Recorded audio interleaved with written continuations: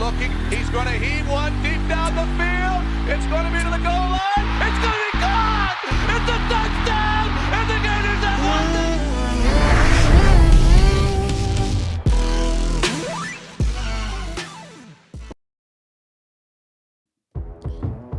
Good evening, good afternoon, ladies and gentlemen. Welcome back to another episode of High Top Sports. We're in the studio today, hanging out, having a good time this Sunday morning, relaxing, recouping, getting rejuvenated for the upcoming week against LSU. It was a fun game yesterday. It was, look, we had some frustrations we got to talk about. It was a great game. It was just a great day in general for sports. I mean, my goodness, from the moment the 12 o'clock clock struck at 12 p.m. till 12 a.m. midnight of this morning, it was balls to the wall, just rocking and rolling, okay? I mean, the noon games were phenomenal. Well, they were supposed to be phenomenal, but they were all ended up being pretty blown out. But you had LSU, Tennessee going at it. You had the Red River rivalry going at it. You had Florida, Missour going at it. Noon was great. 3:30 was phenomenal. Then you had the 7 o'clock games with Bama going at it. The NC State, Florida State game was a great game. And not to mention you had playoff baseball throughout the day. And all those games came down essentially to the last pitch. And I know we got a lot of rack for baseball in here, but it was a great time for just sports in general. It was a great day to be a couch slug. Okay, if I do say so myself. The baseball was, I mean, I love me some playoff baseball. It was ecstatic to watch. Like I said, the first game came with the 15 innings, was a 1-0 game. The second game was the Blue Jays and Mariners, which the Blue Jays were up 8-1, I believe. Blew the lead. It goes 9-9 into the 10th. The Mariners win 10-9. The Mets were up 7-3 or 7-2 going into the top of the ninth. They have loaded bases. And they walk Machado. It's 7-3 with Bell comes up to hit. 7-3. One swing of the bat, it's a tie ball game. That came down to one pitch. And then same thing with the Cardinals. They had man on first and third, one and a guy up to bat against the Phillies. They were up 2-0. Base hit gets that ball game going. So it was mayhem yesterday for sports. And obviously you guys saw football and all the hype and that and what was going on with that. So we're going to get into that today. We're going to talk about that. We're going to talk about NFL pick'ems. We've been doing well. Last week we got railroaded on our pick'ems. I don't know if you guys were here for that or even betted on that, but it was brutal. It was brutal for the pick'ems yesterday or last week on NFL. Let's say hey to the chat, and then we'll dive right into the show here, boys and girls. See how you guys are doing this morning. Ashton, what's going on, man? Does Florida sneak their way back in the top 25 with 6 teams in the top 25 losing? I don't think so. I don't think the win was defiant enough against Mizzou to pull that out. But maybe a W against LSU and a few losses next week, possibly. But let's not get too concerned about that. I think if we're meant to be in the top 25, we'll be there when we're supposed to be. A big win over Georgia, we're right back in the mix. TJ Liff, what's up, ladies? What's going on, man? Dominic, what it be? Going for a little 5-0 streak here in fantasy football. Kind of loopy, what's going on, man? Adam Maurer. Vols might actually win if they don't get Young back. It's a good point. We're going to talk about that with Tennessee Vols. Sean Nicholson, I want the Vols to lose so we can win the East still. And we'll get into that too. We'll break that down as well. Let's see what else we got here in the chat. You guys are just going back and forth, arguing, loving it. What's up, baby? Garrett Bula. What's up, my dudes? Garrett, how you doing, man? Prayers to you and your family down there in Fort Myers. I've been giving out tickets for the last few weeks, and that ticket has been coming from Garrett, so we're going to give Garrett some love, man, on his support. Johnny, thought FSU who was back. Look, they had a good game. I think they got that. That was a weird play call at the end there. They should have beat NC State. They really should have, especially with the backup quarterback. NC State's defense was phenomenal. They really stepped up. LS offense is bad, though. LSU, I want to say Jaden, the quarterback, had 300 yards passing. I looked at that, and I couldn't believe they only had 13 points with 300 yards passing. Quinn Ewers is a 17-point swing for his team. He really is, and we're going to get into that too. It's going to talk about all that good jazz. Ben Smith, what's up? What's going on, big dog? How are you, man? Welcome to the stream. Christian David, yes, sir. What's up, big dog? Welcome to the stream. Love seeing Alabama fans sweating it. I mean, horrible play call at the end there by Jimbo. I mean, what was that? It just, I don't know what that was. It was awful. You had the game. You're on the 3-yard line. I mean, you got to draw something up better than that, than just a corner out to the end zone. I mean, get some trickery going. You know what I mean? I mean, you're going 1-on-1 with your 5-star wide receiver and a decent quarterback. It didn't make any sense to me. I wasn't sold on that by any stretch of the imagination. Before we dive into the show, though, Good news, boys. I got Saquon. He just rushing for a tutty, so I'll take that all day long. Let's dive into the Week 4 pick'ems NFL, and then we're going to dive right into Florida versus Missouri. Kind of break that down a little bit more after the fact. We always like to talk about the following day when we're not, emotionally invested at it. We'll look over the data a little bit, talk about some goods, some pros, some cons, some what to expect next. But before that, our picks, we've got the Giants. Okay, this game's already happening, so we're going to move on from that. So Bills are favored by 14. 14 the Bills are favored by. And our Undertaker here, who had a bad week last week, but we're not going to hold that against him. He's still positive on the year. The Bills are playing Pitt, who has a quarterback situation that is disgusting right now with Kenny Pickett, Mitch Trubisky. Nobody knows who's starting. It's probably Kenny Pickett, but I like this pick for Buffalo to cover the 14. He's taking Buffalo. Next, we have the Browns against the Chargers. Browns are getting a 1.5 at home. Look, the Browns they've been decent. I feel like they are a solid 2-2 team. They're in my opinion, I think better than a 2-2 team, but Browns are going to Browns. So giving them a 1.5 here, again, I think he might be a little crazy. He sent me these picks early in the morning, but we're going to stick with him here. Look, he might start losing his picks here if he gets these wild ones going. Okay, Patriots are favored by 3. Patriots are favored by 3 against the Lions. He's hating on the Lions. Been doing it all year, and they're 1-3, so he has a reason to believe that. So he's taking Patriots -3 against the Lions. Then we have the Saints versus the Seattle Seahawks. What do they have? -4.5. Saints are -4.5, so Saints are giving the Seahawks 4. He likes the Saints to cover the 4.5. And I don't blame him. It's in New Orleans. I don't blame him on that one either. Next, you have the Dolphins versus Jets. Dolphins are at New York, but Dolphins are favored by 3 points. He's taking Dolphins. Like that as well. He's a Miami fan, so there could be a little bias there, but I like the -3 there. Buccaneers versus the Falcons, -10. Tom Brady and company seems to be a lot of drama coming out there with Giselle and the whole divorce thing. I think Tommy turns on the guns here this weekend, and I mean, he did last week and starts throwing. I mean, they lost, but he started getting into a rhythm. I think that's an easy no-brainer for -10. The Titans money line against the Commanders. It's a pick'em game. I think it's a no-brainer in my opinion. I think the Titans are going to get dialed in. Derrick Henry's going to have a big game. I like that a lot. Texas Jaguars over 43. I like it. I like it a lot. I think Damian Pierce is going to have a big game. Hopefully he does. I've got him in a couple of my fantasy leagues, and I think T-Law and the boys are going to get back into a rhythm. It's an in-conference game, so I think that's going to determine who gets first place, I believe. Maybe not. Could be wrong on that one. It's going to be a big game for the boys. So Panthers +6.5. They're getting 6 points against San Fran and Carolina. I think San Fran wins the game, but I like giving the Panthers 6.5 points here. I think that's huge. Next is the Rams -5. The Rams are playing. Who are they playing? Rams are playing Dallas in LA. Rams -5. Interesting pick, but I like it. I almost like the boys getting 5 here, but Rams -5. You got Eagles -5 against Arizona. I've been down the Eagles all year. I'm not going to anymore. -5 for the Eagles is a shoo-in against a mediocre to subpar Arizona team. I love it. And then the Bengals are getting 3 points against Baltimore. Give me Joey B all day. That's a no-brainer in my opinion. 3 points for the Bengals. I love it. All right, boys, let's get into it. Got my morning coffee here. Hope you guys had a good night. Hopefully you guys are all rested up and ready to go for today. We have a wedding we got to go to today, so that's going to be a fun one for us. Let's dive into Florida versus Missour here, okay? Let's just get right into it. You guys are already talking about it down here, about Tennessee. Gator Gang, what's up, man? What's up, everybody? Congrats on winning the East, Sheldon. Hopefully we can rematch y'all in the NLCS. This talking about Braves. Look, I wouldn't mind. I'm worried about the Phillies right now. I'm one series at a time, so we'll worry about the NLCS later on, but we got to get through the NLDS first. All right, Florida versus Mizzou. It's good, bad, and ugly. What do we like? What we didn't like? Here's a couple things. Anthony had 66 yards passing, only 14 attempts. There's a few times, and again, I'm watching all kinds of games yesterday. My finger, I've got arthritis in my thumb here from trying to switch from channel to channel yesterday, and there was a lot of deep bombs that Anthony had, a lot of good throws deep to his wide receivers where they were just they dropped the ball or they just didn't go up there and get it. And those are tough to tell, like, whose fault is that really? I think the quarterback's job was to throw it into a zone, a pocket, right? Not necessarily always in the breadbasket, but in the vicinity.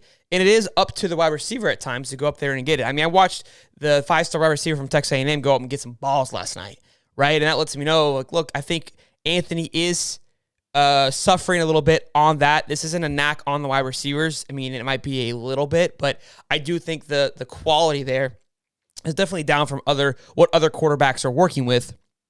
And again, we can't always see the route running that's going on. Here's one thing that's concerning to me is Ricky Pearsall had only 1 catch for 9 yards.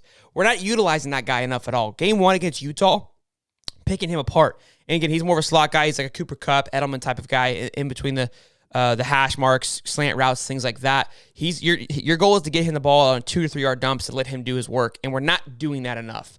We're trying to get it to Shorter, which I love. I think they're going to get a good relationship. But 1 catch for Shorter, 1 catch for Dante Zanders, 2 for Xavier Henderson, and then 1 for everybody else.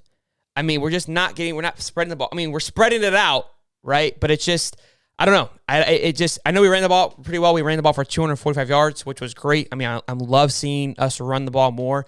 I don't think we're utilizing Anthony in the run enough. We're trying to do the QB draw, which I call for it at times, and then at times I don't want it. And I don't think he's selling it enough. In my opinion, right? You can feel it in the room when he's going to do a quarterback draw.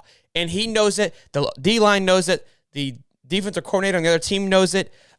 Billy doesn't even know it. And it's just, he hikes it. And instead of selling it, sitting back and looking and allowing for the play to develop, right, for allowing those holes to open up, and the middle linebacker kind of shift back a little bit, it just step backs and goes, and it gets torn up from that, right? So I think read option needs to be in the playbook a little bit more, right, where he can you've got a great running back room, so they're going to have to respect that. If you go to run hand it off, linebacker bites, Anthony takes off and he's gone. I mean, that's 6-7 yards a carry. And that was the biggest thing. I felt that we kept putting ourselves into situations yesterday where it was 2nd and 9, and then we would try to do a deep bomb, and then it's 3rd and 9, right? Or we have a bad first play, and it's 2nd and 10, and instead of just kind of eating it up and taking a few yards, we try to, again, do a big play down the field, and now we're 3rd and 10, trying to make something happen, and then that's when we do the 4 or 5 yard play, and now we're like, do we go for it or do we punt it?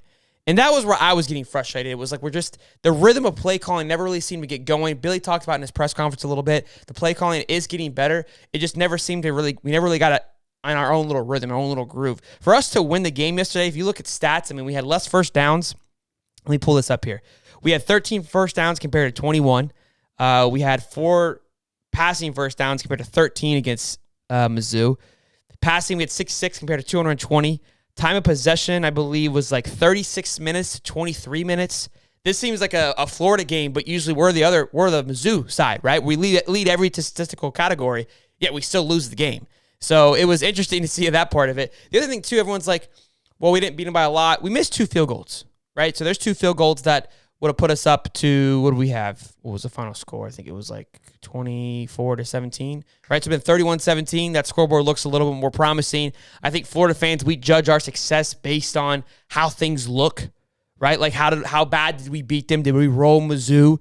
And I think that would have probably made Florida feel a little bit better, in my opinion. To me, I think we should have went forward in those situations, but I don't know. Let's see what you guys are saying.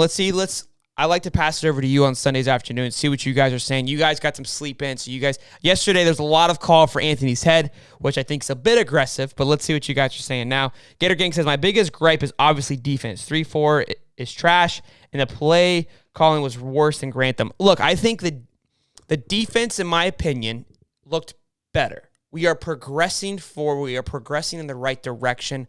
Play calling is still an extreme frustration part, in my opinion. There's a lot of big stops. Again, missed tackles. We did get up to the 3rd and 13, 3rd and 22. That's where I was frustrated on. I'm in the same boat as you are. But there's, again, a lot of good things. We stopped the run pretty well. We had like 4 sacks, I believe it was. 4 or 5 sacks for a loss of 16, if I'm not mistaken. I looked at this earlier. Sacks. 4 sacks for a loss of 16 yards. Which, look, I mean, that's good. That's progress. The D-line's getting better. The guys are getting more discipline. Also, 1 penalty for 5 yards. 1 penalty for 5 yards. I mean, we're quick to call for somebody's head, but I mean, we remember last year, it was penalty galore. Guys were getting suspended every other week because of bad attitudes or not buying into the program. I haven't heard any of that. I mean, things are shifting, and Billy is coming into a program that is not his, a team of recruits that is not his. Right, a team of players, seniors, juniors that are not his, that he had nothing to do with bringing them in and making it work.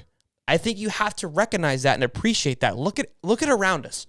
Look what's going on around us. I mean, Brian Kelly, that's Brian Kelly's personality of when we're not winning, we suck, we're pieces of crap, right? You understand that, but yesterday he comes out and goes, we suck, that was embarrassing. I mean, I don't think Billy ever would ever come out and say that. And I think there's a line there. And again, there's pros and cons to both of it. Yesterday, Miami goes down again. They're 2-4. I haven't seen a single Miami guy in my comments in I don't know how long. I mean, they have fallen off the face of the earth. It's typical Miami fan, right? They've given up on their team already. But they had that game. They could have won that game against North Carolina. Tyler Van Dyke, everyone who's going to be the Heisman winner, just looked atrocious at the end there. I mean, he had a decent game, but looked atrocious at the end. So we're all getting buck rowdy and nasty, but I think, I mean, you have to really look at it and see, like, look, no, there is a great progression going on. I keep beating this drum week to week, and I'm going to continue to beat the drum until I'm proven otherwise. I haven't been proven otherwise yet. I really haven't. And I think you can't sit here and say, like, no, we still suck. Like, what was your expectations this year? Like, in all reality, what were you hoping to see? Let me see what you guys are saying here. I think Chris McKellen should be starting at nose. Dude is a stud. Not getting out the field on third down keeps your offense off the field. The defense doesn't look better. I don't know what he's talking about. So I disagree, Adam. We're going to have to agree to disagree. Look, did we have some big plays where we messed up on third and whatever? Sure. But we also had great stops. We had a pick six, and we had 2 picks. One of them was a pick six. Okay. Look, play calling is part of that, putting the guys in the right position. There was some missed tackles too, but from what it was it's not the same. Week 1 was probably its better week. Okay. Week 2, it looked atrocious. Tennessee, I wasn't sold on. Even Eastern Washington, I don't think we looked that great. I think we look better than Eastern Washington. I really do. I mean, what are we comparing it to? You're saying we're not looking better. Compared to what?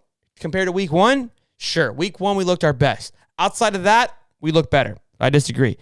Mark says people might have problems with Naper's play calling, but we could have had Jimbo or Nover calling the plays. Very much true. Good old Miami.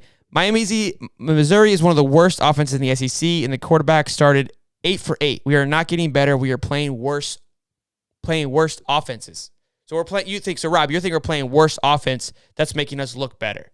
Although they put up almost 20 against Georgia last week and did well against that. Now look, those 8 for 8, if I'm not mistaken, were all little dump off passes, which is a big hole in our defense, which I completely agree with. We keep letting up the little plays time and time again. I couldn't agree more. Yeah, exactly, Scott. Same offense was beating Georgia last week. That's my point. Our third down D is atrocious, and we have little push on D line. So I am not discrediting you on the third down D when we're third and 1,000,000.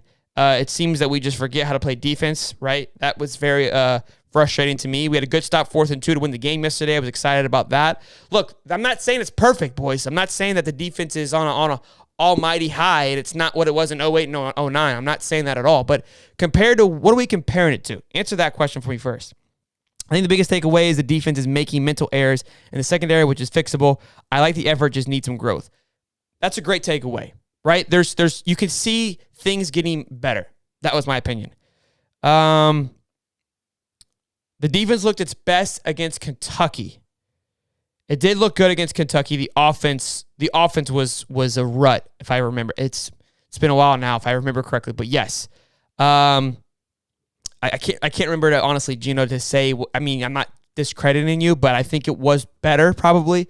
But outside of that, it hasn't been great. Gator Gang says 77.5 was mine. I just won a top 10 recruiting class, and improvement from week 1 to week 12. Hasn't been much to speak on in my opinion. So I think, okay, top 10 recruiting class. I think what we've been able to do thus far is going to allow us to do that. Look, this week coming up, LSU, this is going to be the pinnacle of the season. I really think so, right? We get this W here. We're looking at 5-2. We're taking down a Brian Kelly and a new coach. 7:00 nighttime in the swamp. We know how that goes. Anthony's going to have a big game ahead of him. It's going to be a lot of pressure. It's going to be exciting to watch.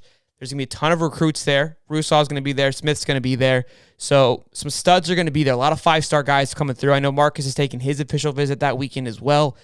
This should be our homecoming week in a sense of like, what is it going to do for Florida football? It's going to be huge.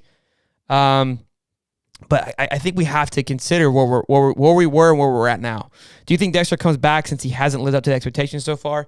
So I was talking to my buddy about that yesterday. He's getting a lot of double teams. He's eating up a lot of guys on the line. So it's not as flashy as like a Britton Cox type of situation. But I think, look, that's a great question. Let's talk about that really quick. Let's break that down. The guys coming back. If you're Anthony Richardson, do you come back next year? What you've done thus far, I know he's been projected to go third round. I know we've talked about this week over week, but I think with each week passing, it raises the question more and more. Does he go or does he stay? If you're Anthony, what are you doing? Right? And again, a lot of guys were calling for Kit in his head yesterday, and I'm kind of, go off on a little tangent here for a quick second. We're calling for Kit in his head, or calling for Anthony's head to bring Kit in. Dude, I got deja vu from last year.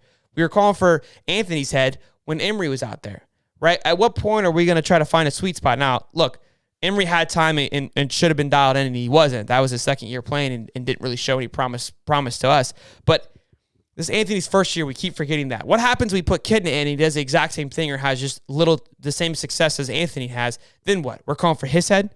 We got Ingle coming in now or Jack Miller coming in? Like, at some point, we can't just keep calling for heads, right? There's got to be a little bit of give and take here. And I think Anthony's presence in the pocket, to me, just his stature alone and his ability to make plays is something that we cannot overlook.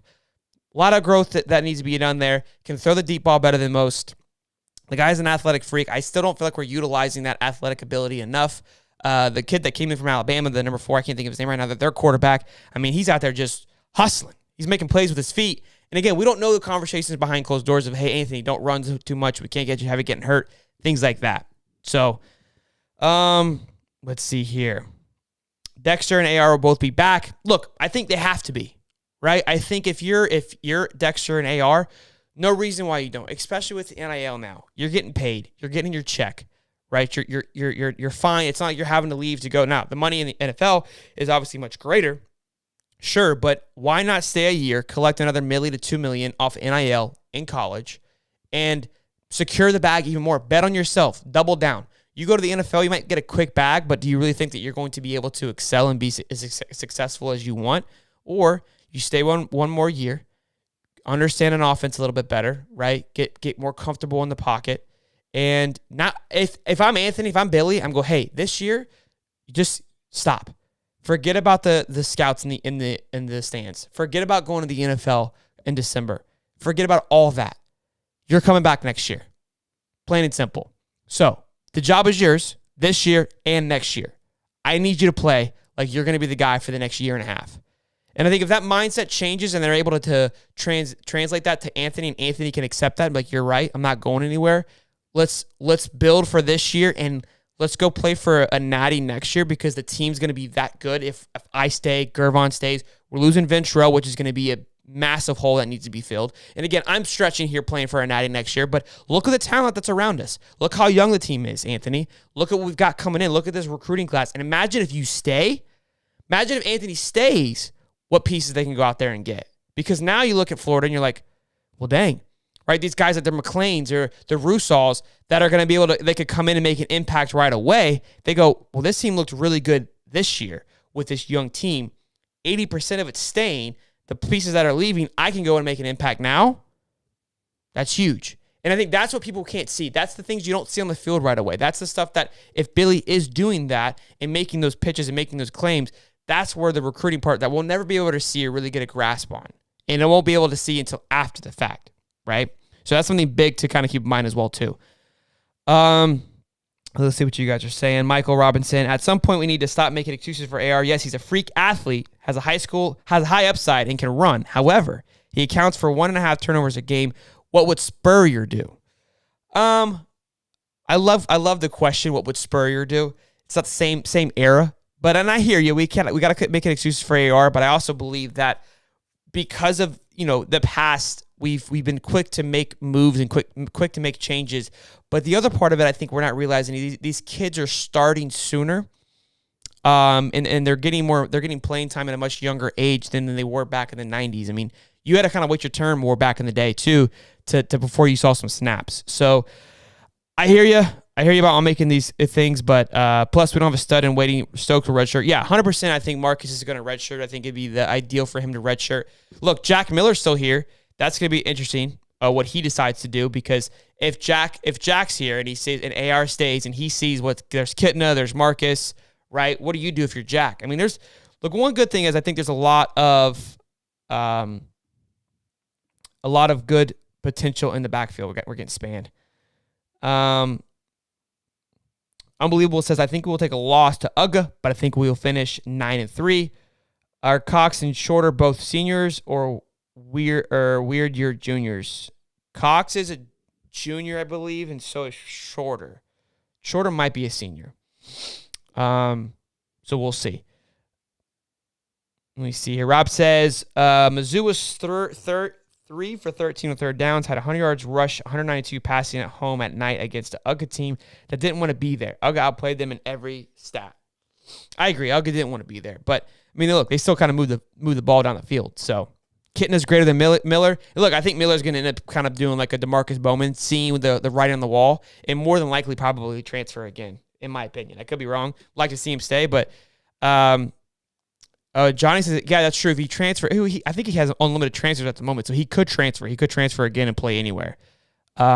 So, look, we haven't seen Miller, so we can't say Kitna's better than Miller because we haven't seen him in action. We only saw him in the orange and blue game. So, look, the promising thing, I think there's a lot of talent back there, and I think that's also what's kind of hard for AR. Is like, look, kid came in that does well. Everyone's calling for the head. So, all in all, I'm excited to see where Florida, we're 4-2.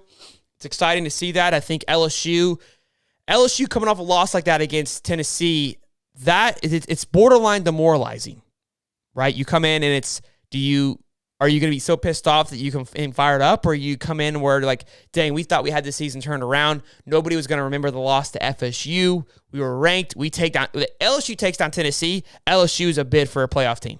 They gotta beat Bama, but they're right in the mix. They're there.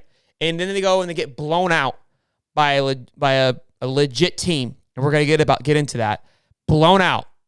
And Brian Kelly just handles it like, as always, if we suck. And look, I mean, if you're used to that type of mentality, and those kids can be fine with that, but nowadays with the NIL and the ability to transfer, I don't think you can keep talking to these players like shit and just be okay with it and get away with it. So look, it's going to be a massive game. If Brian Kelly takes the L there, it's going to be a ruckus. It's gonna be a ruckus house. He's gonna be frustrated. I hope Billy keeps his cool, does a great job of coaching the game. Look, I think something too you can kind of speak to if maybe we were kind of already getting ahead of ourselves into next week. We didn't want to show too much. It's possible. It's very much possible, because I felt like we weren't really, from what I saw at Eastern Washington to what I saw today yesterday on offense. I was kind of surprised to see the transition. In my opinion, it just didn't seem the same. And maybe it was all for the fact that they didn't want them to have any look of what it could be. So if we won that game with very little production from AR, I think that's what we're miscrediting too. We won the game with 8 passes for 66 yards and an interception. Okay, it was a horrible interception, by the way. But keep that in mind. Keep that in mind, boys and girls. We're discrediting the defense. We're discrediting a lot of things, but we won the game pretty comfortably with a quarterback who has the ability to throw for 300, 400 yards, but only threw for 66 yards. I think that's something to keep in mind as well. Let's see what you guys are saying. Cox can rush a quarterback, but can't set the edge at all. 4th rounder at best. Gator Gang, I love that take, man. I've been preaching that since the week 1 of Cox is just an athletic freak, but it seems to be that it's just he's north and south. I mean, he's blowing through, and he blows through it, and they all know what he's going to do. There's no discipline there, and I agree. I don't see him going. They've got him going. That's Fintrell going the first round. Excuse me. Yeah, I don't see him going that high. Is South Carolina a threat now after beating Kentucky? Thank you for asking that, B-Bean. I don't know if you guys remember, but I said this week. Was it week 2? Week 2 or 3 after we played Kentucky. I don't remember anymore. After we played Kentucky, I think it was week 2. After we played Kentucky, I said Kentucky's not that great of a football team. I said it then. I said it last week. I wasn't bought in on Kentucky, and now it's making me seem even more right than I was. Now, Will Levis didn't play, and I get that, but I have never been sold on Kentucky. Kentucky has not played great football this year. For a team that was supposed to go 11-1, I never once watched them and was like, yeah, these guys are the real deal. Tennessee, I've watched them, and I'm like, okay, I'm starting to become a believer now. You go through and you go and you do that in Death Valley against LSU, you earn your stripes. Okay, I know they played close against Florida. That's a little bit different situation. You go in LSU and you play like that, you're good. Now, Will Levis was out, but again, Kentucky just looked like Kentucky. There's plenty of times they should have won that football game, but they just couldn't get it done. And South Carolina did not look impressive at all. I mean, Spencer Rattler looked shook the entire time. It was just honestly two bad teams just trying to figure it out, in my opinion.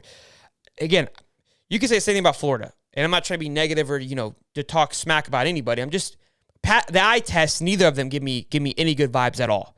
But South Carolina's a fun team. They got Spencer Rattler. The coach is a good time. So we'll see. We'll see what happens. I think Kentucky's out of it now, which is good. They don't have to worry about them anymore. Now it comes down to Tennessee and Georgia, who's ahead of us. Vanderbilt could beat us. That's any team remaining can beat us. I mean, yeah, that's why you play the games. I mean, I don't disagree with you. I'm wrong. What am I wrong on, Brian? Which part? Which part am I wrong on? The Kentucky part?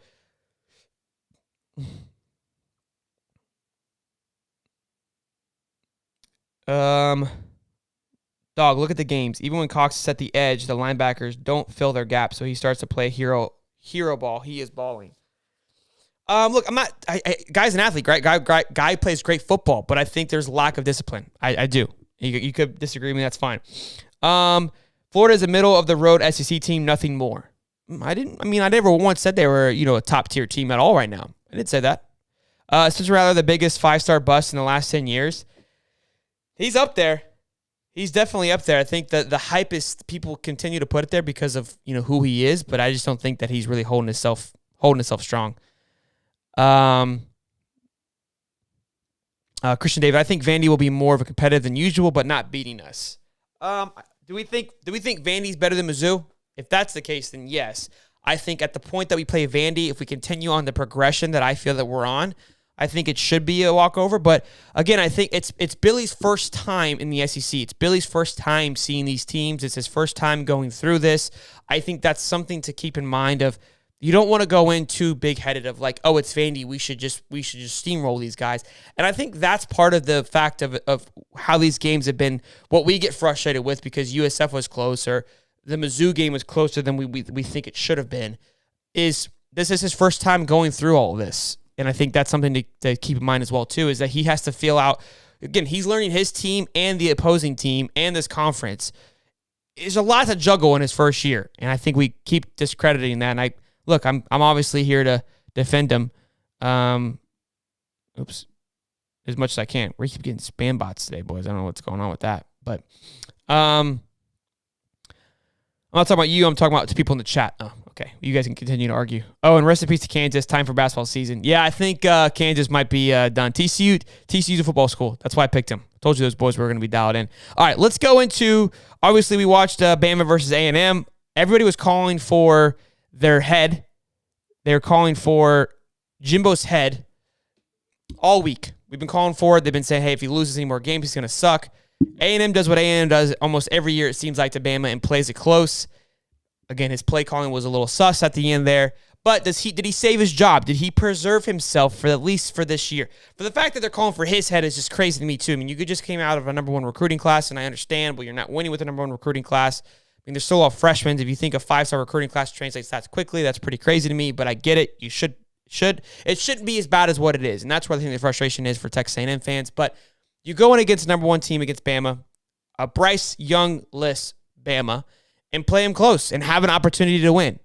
You're 3-3. Is it enough respect to keep your job? I think so. We as the fans are ruthless anymore. I mean, keeping your job is nearly impossible around here in the SEC, I feel like. And all these other schools that have kept stuck to it are now starting to do well because they've stuck with their coaches. But I don't think, Gators says he was never getting fired. I think people like to talk about it, like to put it out there. I think it'd be crazy to fire that man. He's owed a lot of money. I mean, again, where do you go? Right? You fire that guy, you lose out on possibly all those 5 stars leaving. Texas A&M takes one of the biggest collapse setbacks of all time if you fire Jimbo. So, he's a $90 million buyout. I think, look, I hear you, but if people like winning, and when you're not winning, you'll pay anything to get back to what you think you can pay to get to winning the game. But again, who do you go and get? So we'll see. I think he's fine. I think he played a good game against Bama. I think he had some poor play calling where it should have been closer, could have really pulled away. But I think it proves to us again that Bama is beatable. I think the presence that we go into thinking that Bama is this God Almighty football team has a fact to it. I mean, it's Nick Saban on the other side of the line, but they don't look good. For a year that wasn't supposed to be a rebuild year, when last year was the rebuild year, and this was supposed to be their year, they're beatable. Now, we've seen Bama do this time and time again where they struggle throughout the year, and then all of a sudden the last 3 games of the season, they just start hitting a stride, and that's my concern. But look, I think Jimbo saved his job for now. Let's see what you guys are saying about that. Bama and Ugger are asking to get better this year. No team is elite this year. For sure. I mean, Ohio State's pretty solid. Ugga and Bama are very beatable. They keep it up, they will lose in the college football players or regular season. Tennessee can beat Bama. So let's get into that. Let's roll right into the Tennessee question.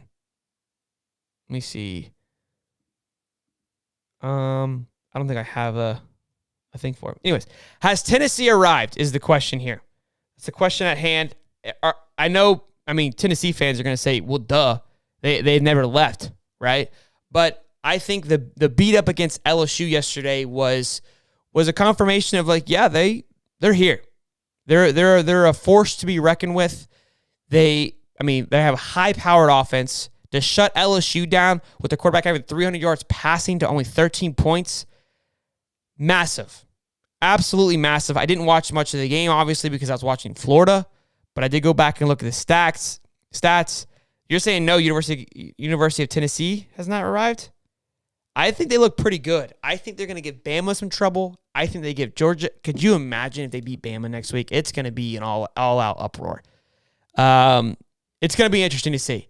I think Bama, if Bama beats Tennessee, Tennessee could kind of get deflated. And look, this is where Florida comes into play. So Florida has 2 losses in the SEC. Kentucky has 2 losses. I think Kentucky is going to drop 2 more.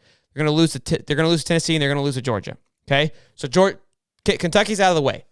Keep in mind, we have to win out. Okay, guys. So this is Florida winning out. Tennessee has to lose to Bama, Georgia, and drop 1 more. That's why I was frustrated, because yesterday was what we needed Tennessee to lose. Now, if they lose to Bama and Georgia, Tennessee can almost give up on hope. I don't see that happening, but I think Tennessee's going to be a force to be reckoned with this year. I really do. Now, the SEC West is pretty wide open for Bama, so even if they do lose this next week, Bama's going to be fine and find themselves in the SEC Championship per usual, because the SEC West is falling apart. No, that's not true. Ole Miss is undefeated. That's not true. Ole Miss is undefeated. So it's going to be a tough season for Bama. I think it's going to be... This is probably one of the better seasons in college football, things being pretty well out and even, and each week's going to be a game time. Someone's going to have to bring their A game week in and week out, which is exciting. I love seeing that. These rollover games get boring, but I think Tennessee's arrived. As much as I don't want to say it, I think I have to. Hooker's looking good. He's looking better and better each week. They don't even have their number 1 wide receiver, and they're still doing this to people. So congrats to Tennessee. Shout out to those guys. Do I think they can get it done? I'm not a believer in that yet, but I am a buyer. They're going to be a top 5 team, probably pretty close to it, if not. And I think they should bump Clemson. I really do. Clemson's ahead of them right now. I think they're the better orange team in the country right now. Oklahoma State's still up there. Go Cowboys. So it is working out to be a great football season all around, but it's going to be a good one to see how Tennessee can do here. Hugo's been there for 2 years with Hinder. This is his program so far. Yeah, this is they're looking good. I'm looking forward to the Tennessee-Georgia game. I think Tennessee-Georgia, Tennessee-Bama, they're all going to be exciting. Tennessee's not beating Bama. They kept Texas A&M to 20 points. Yeah, but you think Texas A&M is better than Tennessee? That's not the same thing, Daniel. That's not the same comparison on that one, bub. Wait until they play an elite, healthy passing quarterback. Kind of loopy. The LSU's quarterback just passed for 300 yards. Do you want Florida in an SEC champ and lose, or a good bowl game? That's a great question. That's actually a really good question from a Florida fan. Would you rather Florida make the SEC championship and lose that game, or a good bowl game? Well, I think the problem with that question is if they make a good SEC bowl, if they make the SEC championship, I think they're going to get a good bowl game. If they don't make it, do they get a good bowl game? Because I guess what you're saying, they go 10-2. Right? They probably could still miss out on the SEC championship, but get a great bowl game. They go 10-2, make the SEC championship, and lose 10-3 now. Now possibly that bowl game can drop down a little bit. I could give 2 shits about a bowl game. Give me the opportunity to go lose in an SEC championship game. 100%. Nobody cares about bowl games. You know that. I know that. I don't care about that. I'd rather go lose in the SEC championship game. 100%. That's my opinion. They don't want to admit they might lose to Tennessee. I think Georgia should be scared to play Tennessee right now. Georgia has not looked good in any sense of imagination. And I think, I get they haven't been playing anybody, but you kind of get too comfortable not playing people, then you get lazy, and here you are. So, yeah, SEC championship game, I think we all love, even if we lose it, we would just love to be there. Do we win the bowl game? Who's in the bowl game against? Was it a blowout? Okay, so that matters. So let's say the bowl is a New Year's Six bowl game. The bowl game is against, let's say it's against Texas, a 10-2 Texas, and we beat Texas. We squeaked Texas out 24-21. Would you want that or a loss in the SEC championship game? Uga is scared, motivated, dedicated. They are scared. You are scared. You're nervous. You're shaking in your boots. You're in your little doghouse shivering. Don't lie to me. Uga will lose multiple games this year. Multiple. I can see him losing one or two. Oh, we got $2 for the man Dominic. Let's see here. Let's see what's he saying. Let me get the button here. 2019, we went 10-2 for a bowl game and won 11-2. So is that what you want? Florida couldn't beat Texas this year. What is up with these bots today, boys? It's insanity. It's just like this NFL thing. This is crazy to me. All right. I'm a Blue Jays fan. Yesterday was a roller coaster. I'm sorry, Corey. That was brutal for Blue Jays fans, man. I got a buddy who's Blue Jays fans. That was rough to watch. I also want to win. Money says, "Why isn't Holly on? I've been waiting to grill him." You can shoot a message on the community post. He's about FSU if you want to.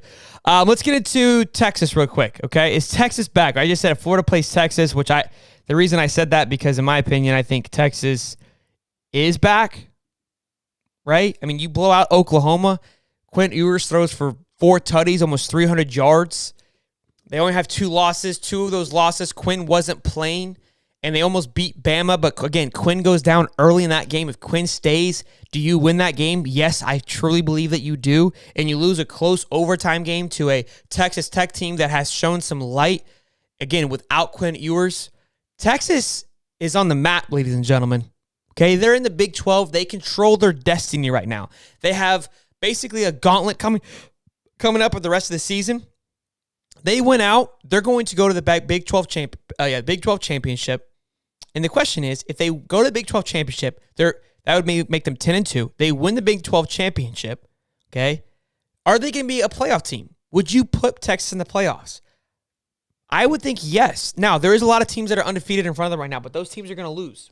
Okay, you got Bama and Georgia undefeated. One of them is going to take a loss because they're going to either play each other in the SEC or lose sometime before that. Regardless, right? But let's say one of them is going to take a loss, okay?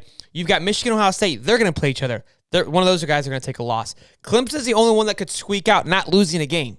That's in front of them right now, okay? Tennessee could be taking a loss as well, but more than likely they could go undefeated. They're on that Georgia side where they could be undefeated. But again, that's another thing. So Georgia is either going to lose. Someone's going to take a loss, okay, in front of them. Well, the other thing I want to talk about is who else is in front of them. Oklahoma State, which they'll play Oklahoma State. So, again, they control that part of it. You've got Penn State, who's undefeated, who's going to play Ohio State as well, and Michigan. A 10-2 Texas wins the Big 12, in my opinion, is a playoff team. I really think so. What do you guys think? I think Quinn Ewers, and then that begs the question. If you're Arch, what do you do? Do you go to Texas? You see Quinn Ewers has made his – the guy came out with a perfect score. As a recruit. I mean, the second quarterback, there's 3 now, by the time the second quarterback to ever do that out behind Vince Young, right? I mean, the guy's hooping. The team's bought in on him. The guy's got a beautiful mullet. If you're Arch, do you stay at Texas? This is going to be, if you're Texas, you're in a good place. You're in a great place right now. Cam Bishop, what's going on, big dog? Says, I would take the bowl game. Hope y'all been good. Keep doing your thing on the channel. Go Gators. Love it, man. Appreciate it. And it's interesting you would take the bowl game. Love that. Texas is extremely talented. Ewers is the real deal. Soda Quiz. What's up, big dog? How we doing, baby? Let's see what you guys are saying here. I think with Ewers, they would be a top 2 team in the nation. It's a fact. Y'all lives on drugs. What's up? Tennessee is probably beating Alabama and Georgia. Tennessee looks good, Soderquist. Tennessee looks really good. Yeah, that offense is group. I mean, that up-tempo offense, it's hard for anybody to get a grasp on. It's the complete 180 of what Wake Forest does. Wake Forest completely drags it out and just makes you want to lose your mind. And Tennessee just puts you on your heels. Now, the one good thing about an up-temp offense like that is you can flip it very quickly, but it's hard to flip them. It's hard to get. You got to get a few big stops to slow down the momentum, but it's hard to stop it. The only question for Texas is, can Sarkisian keep it together and not have a meltdown like he did at USC? Yeah, I think that's a good question. I mean, Texas had some breaks, some meltdowns, especially last year they did too. Look, right now, in my opinion, it's in Texas' hands. If I'm Sarkisian and I'm the boys and I'm Quinn, it's your season to lose. I know you have 2 losses. Everybody loves Texas. You're like the Cowboys of the college football. You're America's team. Whether you want to say it, believe it or not, everybody knows it, right? Bama's not America's team. Everybody loves to see Texas do well. Texas doing well is just good for football in general, okay? If they dial it in and they win out in the Big 12, I don't see how you don't put them in the playoffs. If I'm the college football guys or voting these people in, and you've got somebody look on the outside looking at, if it was Notre Dame, maybe that's more of America's team. If it was Notre Dame, you know Notre Dame's always up for grabs to go in there, and they don't even play in a conference championship bowl game or conference championship game. 10-2 Texas with a Big 12 championship underneath their belt. I see them in the finals. Tennessee has no defense. Look, motivated, dedicated. They put LSU on the map the other day. Mizzou gave you guys some issues. Let's not get crazy, okay? Motivated goes for Georgia. Georgia relies too heavy on the run. Look, Stetson Bennett, he's not looking as hot as I would hope that he would. Arch will stay, especially seeing the offense scores. But you're not going to start over Quinn. Quinn's got at least 2 more years. So you're going to burn 2 years if you're Arch? You think so?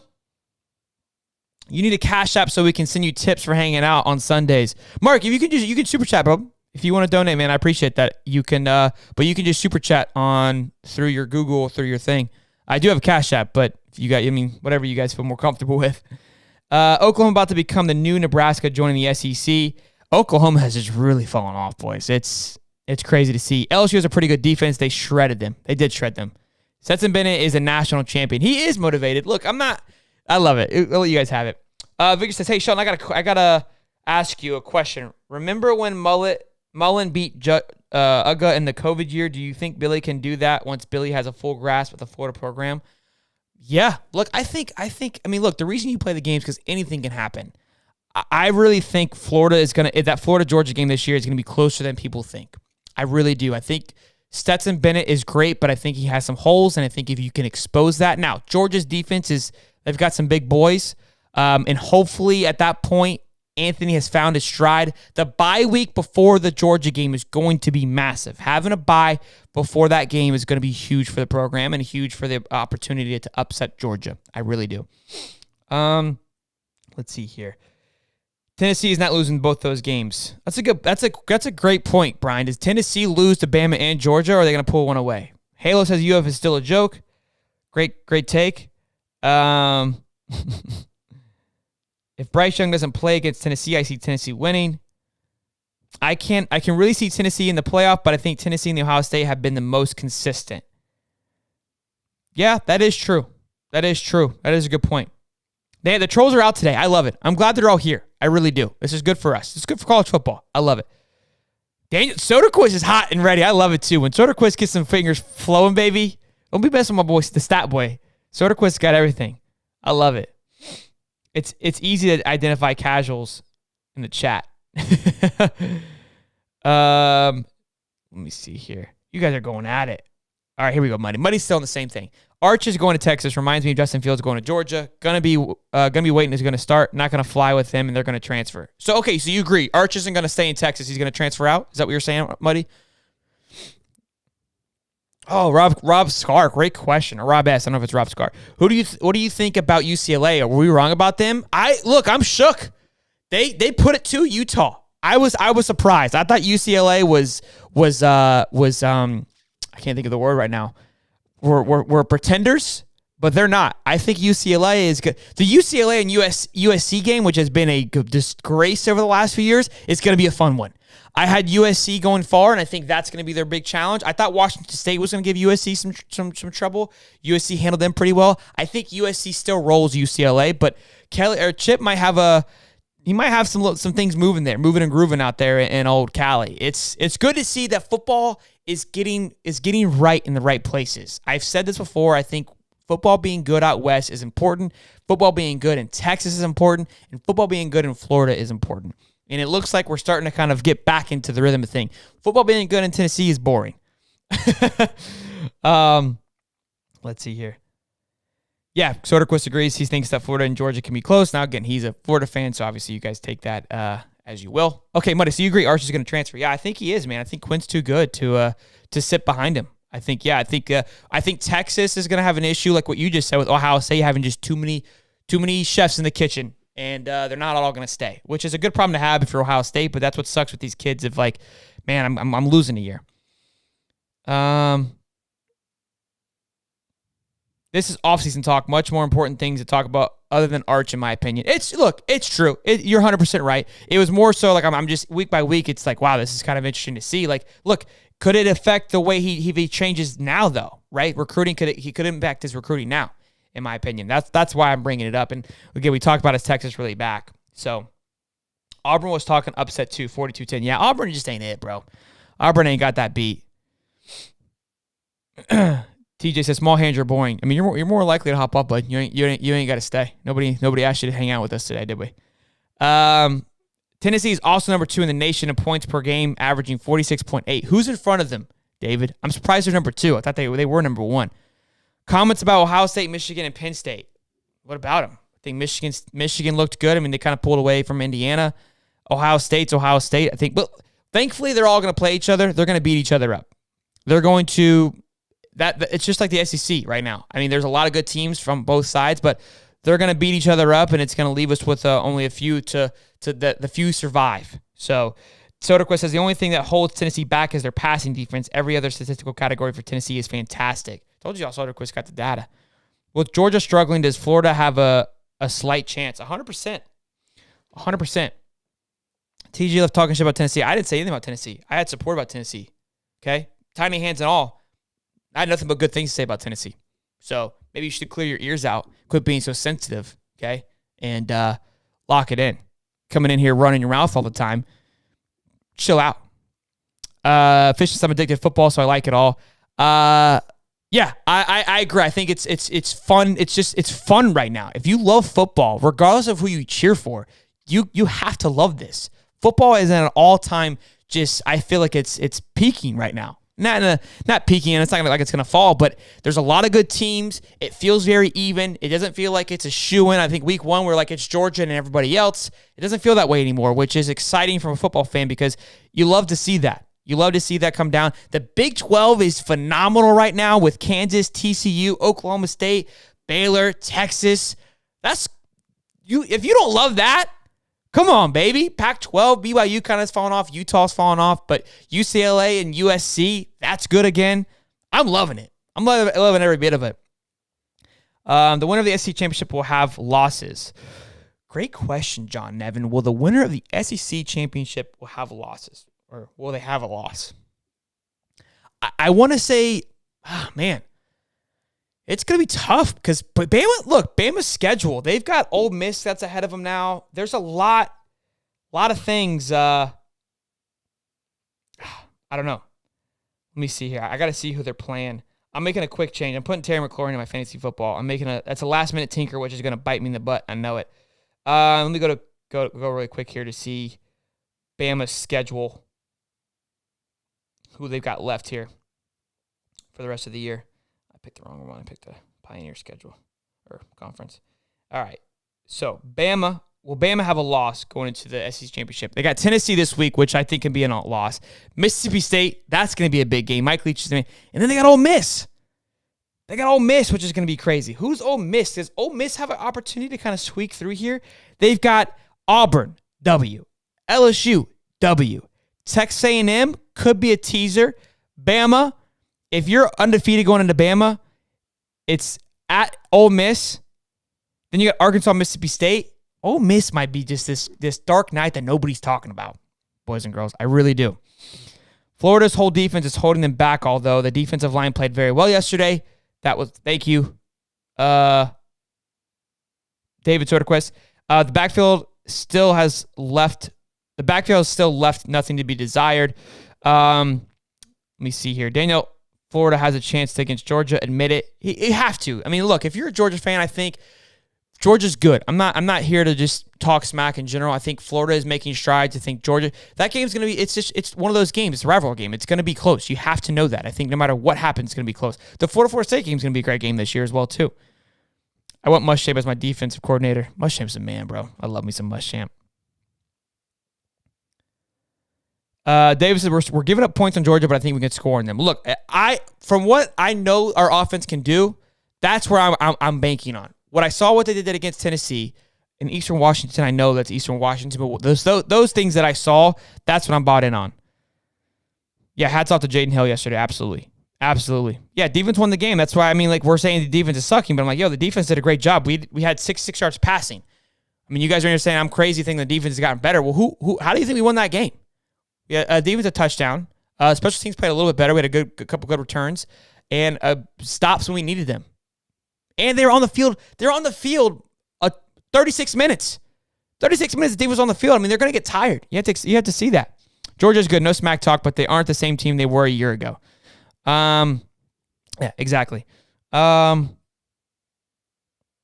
but when your team struggles back to back with bad teams, then yeah, every team has a chance. I think that's kind of where everybody's at. Is that, look, I mean, Bama's looking beatable. Georgia's beatable. Ohio State doesn't really, I mean, I got to see Ohio State, Michigan, Ohio State. I mean, like, they kind of roll Michigan State, but Ohio State, Penn State's going to be a good one. So we'll see. We'll see. It's good. Football's in a good place. As you can see, the energy in the chat is phenomenal because you guys are fired up. Got my coffee here this morning. But football's starting now, boys. So the NFL is here. Make sure your fantasy football lineups are set. You guys have a great Sunday. We'll be back Wednesday at 8:35 as always. We got a special guest coming on this week. We'll figure out when and where, what time. But all in all, great weekend, boys. Go Gators. You guys have a safe weekend. I've got a wedding I got to go to later today. So who has a wedding on a Sunday? You know, I mean, it's fun and all, but it's like I can't get too rowdy. I got work in the morning. You know, it's brutal. Maybe we can we get high top rocking and rolling, and then this can be a full-time job, and I can go to weddings on Tuesdays. It wouldn't matter, right? Hey, I appreciate you guys hanging out with me today on this Sunday afternoon. You guys rock as always. The comments are always a pleasure. You guys rock. The energy is always incredible. Shit talk or not, love all of you guys. Appreciate you stopping by. Make sure you guys like and subscribe if you haven't yet. Have a good weekend. Have a good Sunday. We will see you Wednesday at 8:35. Until next time, I'm Sheldon. Boogity boogity, boys. Turn that to gains, let my money show. I've got these things that I can't let go. Watch me turn this life into something that you can never own. I feel this pain, you already know. Turn that to gains, let my money show. I've got these things that I can't let go. Watch me turn this life into something that you can never own. So fight and die for the things you know you love.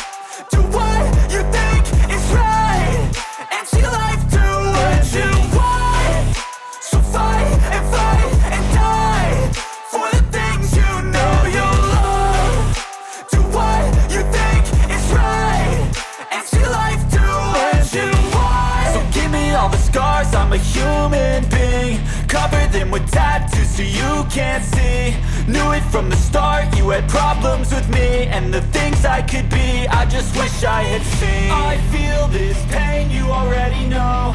Turn that to gains, let my money show. I've got these things that I can't let go. Watch me turn this life into something that you can never own.